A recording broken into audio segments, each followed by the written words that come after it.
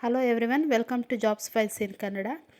ಇವತ್ತಿನ ವಿಡಿಯೋದಲ್ಲಿ ISRO telemetry tracking ಮತ್ತು ಕಮಾಂಡಿಂಗ್ ನೆಟ್ವರ್ಕ್ ಬೆಂಗಳೂರು ಇಲ್ಲಿ ಏನಿದೆ, ಇಲ್ಲಿರುವಂತಹ ಟೆಕ್ನಿಕಲ್ ಮತ್ತು ನಾನ್ ಟೆಕ್ನಿಕಲ್ ಹುದ್ದೆ ಏನಿದೆ ಇದರ ಬಗ್ಗೆ ನಾನು ಈ ವಿಡಿಯೋದಲ್ಲಿ ತಿಳಿಸ್ಕೊಡ್ತಾ ಹೋಗ್ತೀನಿ.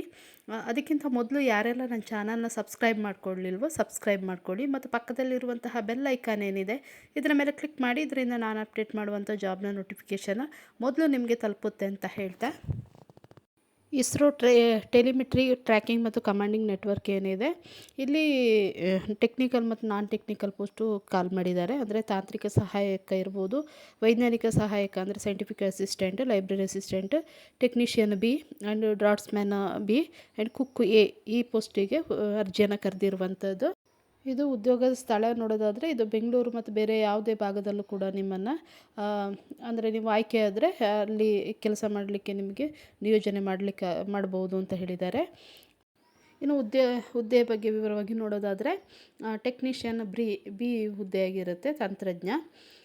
ಇದು ಕೋಡ್ ನಂಬರ್ 1 ಆಗಿರುತ್ತೆ. ಇದು ವಿಷಯ ಇನ್ನು ಯಾವುದೆಲ್ಲ ಆಗಿರುತ್ತೆ ಅಂತ ಹೇಳಿದರೆ ITI ಎಲೆಕ್ಟ್ರಾನಿಕ್ಸ್ ಅದು ಮೆಕ್ಯಾನಿಕ್. ಒಟ್ಟು ಹುದ್ದೆ 5 ಇರುತ್ತೆ. ಅದರಲ್ಲಿ 5 ಪೋಸ್ಟು ಇಸ್ಟ್ರ್ಯಾಕ್ ಅಂದರೆ ಬೆಂಗಳೂರಲ್ಲಿರುತ್ತೆ, +3 MCF ಹಾಸನ ಇಲ್ಲಿ ಇರುತ್ತೆ.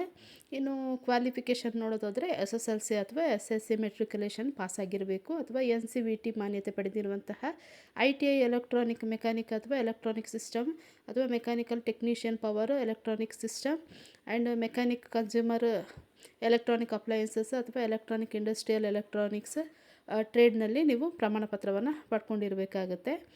ಇನ್ನು ಆಯ್ಕೆ ವಿಧಾನ ನೋಡೋದಾದರೆ CBT ಈ ಮೇಲೆ ಎಕ್ಸಾಮ್ ಮಾಡಿ, ಅಂದರೆ ಕಂಪ್ಯೂಟರ್ ಬೇಸ್ಡ್ ಎಕ್ಸಾಮ್ ಮಾಡಿ ಆಯ್ಕೆ ಮಾಡಿಕೊಳ್ಳುವಂಥದ್ದು, ಮತ್ತು ಸ್ಕಿಲ್ ಟೆಸ್ಟ್ ಇರುತ್ತೆ, ಈ ಮೂಲಕ ಆಯ್ಕೆಯನ್ನು ಮಾಡಿಕೊಳ್ಳುವಂಥದ್ದು. ಇನ್ನು ಪೋಸ್ಟ್ ಕೋಡ್ 2 ನೋಡೋದಾದರೆ ITI ಕಾರ್ಪೆಂಟರ್. ಇದು ಹುದ್ದೆ ಸಂಖ್ಯೆ 1 OBCಗೆ ಮೀಸಲಿರುತ್ತೆ. ಇನ್ನು ಎಜುಕೇಷನ್ ಕ್ವಾಲಿಫಿಕೇಷನ್ ನೋಡೋದಾದರೆ SSLC ಕಂಪ್ಲೀಟ್ ಆಗಿರಬೇಕು ಅಥವಾ ITI NTC NAK ಕಾರ್ಪೆಂಟರ್ ಟ್ರೇಡ್ನಲ್ಲಿ ಪ್ರಮಾಣ ಪತ್ರವನ್ನು ಪಡ್ಕೊಂಡಿರಬೇಕು. ಇದು ಹಾಗೆ ಸೆಲೆಕ್ಷನ್ ಯಾವ ರೀತಿ ಇರುತ್ತೆ ಅಂತ ಹೇಳಿದ್ರೆ ರಿಟರ್ನ್ ಎಕ್ಸಾಮ್ ಇರುತ್ತೆ, CBT ಮೂಲಕ ಆಯ್ಕೆ ಮಾಡ್ಕೊಳ್ಳುವಂಥದ್ದು ಅಷ್ಟೇ ಅಲ್ಲ, ಇನ್ನು ಕೌಶಲ್ಯ ಪರೀಕ್ಷೆ ಅಂದರೆ ಸ್ಕಿಲ್ ಟೆಸ್ಟ್ ಕೂಡ ಇರುತ್ತೆ. ಇನ್ನು ಪೋಸ್ಟ್ ಕೋಡು 3 ಬಗ್ಗೆ ನೋಡೋದಾದರೆ ಇದು ಡ್ರಾಫ್ಟ್ಸ್ಮ್ಯಾನ್ ಸಿವಿಲ್ ಹುದ್ದೆ ಆಗಿರುತ್ತೆ. ಇದು ಹುದ್ದೆ ಸಂಖ್ಯೆ 1 OBCಗೆ ಮೀಸಲಿಗಿರುವಂಥದ್ದು. ಇನ್ನು PWBD ಅಥವಾ OH ಬ್ಯಾಕ್ಲಾಗ್ ಹುದ್ದೆ ಇರುತ್ತೆ. ಇನ್ನು ವಿದ್ಯಾರ್ಹತೆ SSLC ಕಂಪ್ಲೀಟ್ ಆಗಿರಬೇಕು, ITI ಆಗಿರಬೇಕು ಅಥವಾ NTC ಡ್ರಾಫ್ಟ್ಸ್ಮ್ಯಾನ್ ಸಿವಿಲ್ ಇದು ಟ್ರೇಡ್ನಲ್ಲಿ ಪ್ರಮಾಣ ಪತ್ರವನ್ನು ಪಡ್ಕೊಂಡಿರಬೇಕು. ಆಯ್ಕೆ ವಿಧಾನ ನೋಡೋದಾದರೆ ಲಿಖಿತ ಪರೀಕ್ಷೆ ಇರುತ್ತೆ, ಅಂದರೆ CBT ಎಕ್ಸಾಮ್ ಮತ್ತು ಸ್ಕಿಲ್ ಟೆಸ್ಟ್ ಮೂಲಕ ಆಯ್ಕೆ ಮಾಡಿಕೊಳ್ಳುವಂಥದ್ದು. ಇನ್ನು ಪೋಸ್ಟ್ ಕೋಡ್ 4 ಇದು ಕೂಡ ಅಷ್ಟೇ ಡ್ರಾಫ್ಟ್ಸ್ಮ್ಯಾನ್ ಮೆಕ್ಯಾನಿಕಲ್, ಒಂದು ಪೋಸ್ಟ್ OBCಗೆ ರಿಸರ್ವೇಷನ್ ಆಗಿರುವಂಥದ್ದು. ಇದು SSLC ಕಂಪ್ಲೀಟ್ ಆಗಿರಬೇಕು ಅಥವಾ ITI NTC NAC ಡ್ರಾಫ್ಟ್ಸ್ಮ್ಯಾನ್ ಮೆಕ್ಯಾನಿಕಲ್ ಟ್ರೇಡ್ನಲ್ಲಿ ಪ್ರಮಾಣ ಪತ್ರವನ್ನು ಪಡ್ಕೊಂಡಿರಬೇಕು. ಇನ್ನು ಆಯ್ಕೆ ವಿಧಾನ ಲಿಖಿತ ಪರೀಕ್ಷೆ ಅಂದರೆ ಕಂಪ್ಯೂಟರ್ ಬೇಸ್ಡ್ ಎಕ್ಸಾಮ್ ಇರುತ್ತೆ, ಇನ್ನು ಸ್ಕಿಲ್ ಟೆಸ್ಟ್ ಇರುತ್ತೆ. ಇನ್ನು ಪೋಸ್ಟ್ ಕೋಡು 5 ನೋಡೋದಾದರೆ ಟೆಕ್ನಿಕಲ್ ಅಸಿಸ್ಟೆಂಟು. ಇದು ಟೋಟಲು 6 ಪೋಸ್ಟು ಇರುವಂಥದ್ದು. ಅಂದರೆ ಇಲ್ಲಿ ST1 ಉಮಿಯಂ ಮೇಘಾಲಯದಲ್ಲಿ ಇದೆ. ಇನ್ನು OBC1 ಶ್ರೀ ವಿಜಯಂ ಅಂಡಮಾನ್ ಮತ್ತು ನಿಕೋಬಾರ್ ದ್ವೀಪಗಳ ಇಸ್ಟ್ರಕ್ನಲ್ಲಿ ನೇಮಕಾತಿಗೆ ಗುರುತಿಸಲಾಗಿದೆ ಅಂತ ಹೇಳಿದ್ದಾರೆ. ಇನ್ನು ಇಲ್ಲಿ SC1 ಆಂಧ್ರ ಪ್ರದೇಶದಲ್ಲಿ ನೇಮಕಾತಿಗೆ ಗುರುತಿಸಲಾಗಿದೆ. ಇನ್ನು ಅನ್ರಿಸರ್ವ್ಡ್ ಮತ್ತು EWS ಅನ್ರಿಸರ್ವ್ಡ್ 1 ಇದೆ, EWS 1 ಇದೆ. ಇದು ಇಸ್ಟ್ರಾಕ್ ಬೆಂಗಳೂರು ಇಲ್ಲಿ ನೇಮಕಾತಿಗೆ ಗುರುತಿಸಲಾಗಿರುವಂಥದ್ದು. ಇನ್ನು ಅನ್ರಿಸರ್ವ್ಡ್ 1 ಪೋಸ್ಟು ಏನಿದೆ ಇಸ್ಟ್ರಾಕ್ ಇದು ತಿರುವನಂತಪುರಂನಲ್ಲಿ ನೇಮಕಾತಿಗೆ ಅಂತೇಳಿ ಗುರುತಿಸಲಾಗಿದೆ. ಇನ್ನು ಎಜುಕೇಷನ್ ಕ್ವಾಲಿಫಿಕೇಷನ್ ನೋಡೋದಾದರೆ ಮಾನ್ಯತೆ ಪಡೆದಿರುವಂತಹ ರಾಜ್ಯ ಮಂಡಳಿ ಏನಿದೆ ಅಲ್ಲಿ ಎಲೆಕ್ಟ್ರಾನಿಕ್ ಮತ್ತು ಕಮ್ಯುನಿಕೇಷನ್ ಇಂಜಿನಿಯರಿಂಗ್ ಡಿಪ್ಲೊಮಾದಲ್ಲಿ ಫಸ್ಟ್ ಕ್ಲಾಸಲ್ಲಿ ಪಾಸ್ ಆಗಿರಬೇಕು. ಇನ್ನು ಆಯ್ಕೆ ವಿಧಾನ ನೋಡೋದಾದರೆ ಲಿಖಿತ ಪರೀಕ್ಷೆ ಅಂದರೆ ಕಂಪ್ಯೂಟರ್ ಆಧಾರಿತ ಪರೀಕ್ಷೆ ಆಗಿರುತ್ತೆ, CBT ಇದರ ಮೂಲಕ ಆಯ್ಕೆಯನ್ನು ಮಾಡಿಕೊಳ್ಳುವಂಥದ್ದು. ಇನ್ನು ಪೋಸ್ಟ್ ಕೋಡು 6 ಬಗ್ಗೆ ನೋಡೋದಾದರೆ ಮೆಕ್ಯಾನಿಕಲ್ ಟೋಟಲ್ 1 ಪೋಸ್ಟ್ ಇದೆ. ಇದು OBCಗೆ ರಿಸರ್ವೇಷನ್ ಆಗಿರುವಂಥದ್ದು, ಅಂಗವಿಕಲ ಮೀಸಲಾತಿ. ಇನ್ನು ಇದು ಕೂಡ ಹಾಗೆ ಮಾನ್ಯತೆ ಪಡೆದಿರುವಂತಹ ರಾಜ್ಯ ಮಂಡಳಿ ಏನಿದೆ ಇಲ್ಲಿಂದ ಮೆಕ್ಯಾನಿಕಲ್ ಇಂಜಿನಿಯರ್ ಡಿಪ್ಲೊಮಾದಲ್ಲಿ ಫಸ್ಟ್ ಕ್ಲಾಸಲ್ಲಿ ಪಾಸ್ ಆಗಿರಬೇಕು. ಇನ್ನು ಪೋಸ್ಟ್ ಕೋಡ್ 7 ಬಗ್ಗೆ ನೋಡೋದಾದರೆ ಇದು scientific assistant computer science post ಆಗಿರುತ್ತೆ.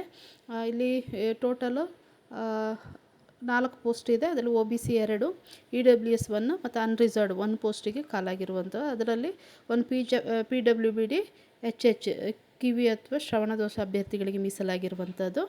ಮಾನ್ಯತೆ ಪಡೆದಿರುವಂಥ ವಿಶ್ವವಿದ್ಯಾನಿಲಯದಿಂದ ಅಥವಾ ಸಂಸ್ಥೆಯಿಂದ ಕಂಪ್ಯೂಟರ್ ಸೈನ್ಸನ್ನು ಮೈನ್ ಸಬ್ಜೆಕ್ಟ್ ಆಗಿ ಸ್ಟಡಿ ಮಾಡಿರಬೇಕು.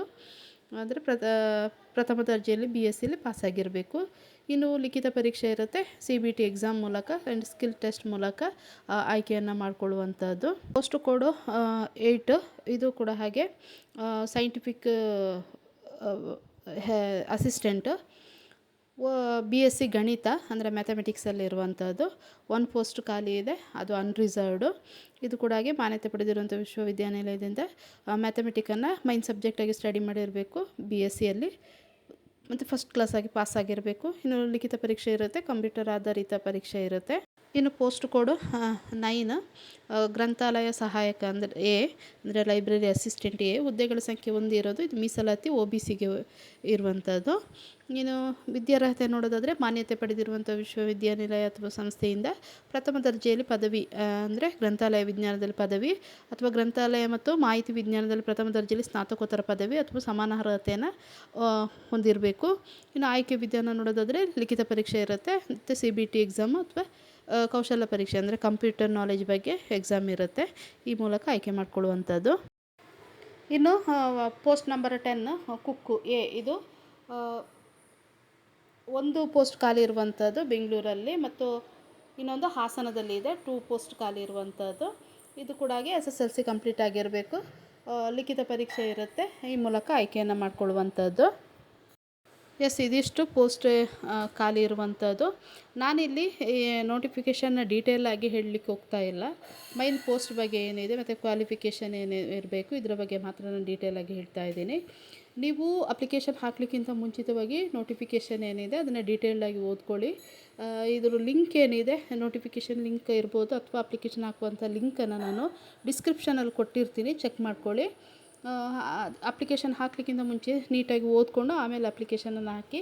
ಇನ್ನು ಅರ್ಜಿ ಸಲ್ಲಿಸಲು ಪ್ರಾರಂಭದ ದಿನಾಂಕ ನೋಡೋದಾದರೆ 27/6/2026 ಅಂದರೆ ಅಪ್ಲಿಕೇಶನ್ ಮೊನ್ನೆ 27ನೇ ತಾರೀಕಿಂದ ಪ್ರಾರಂಭವಾಗಿದೆ.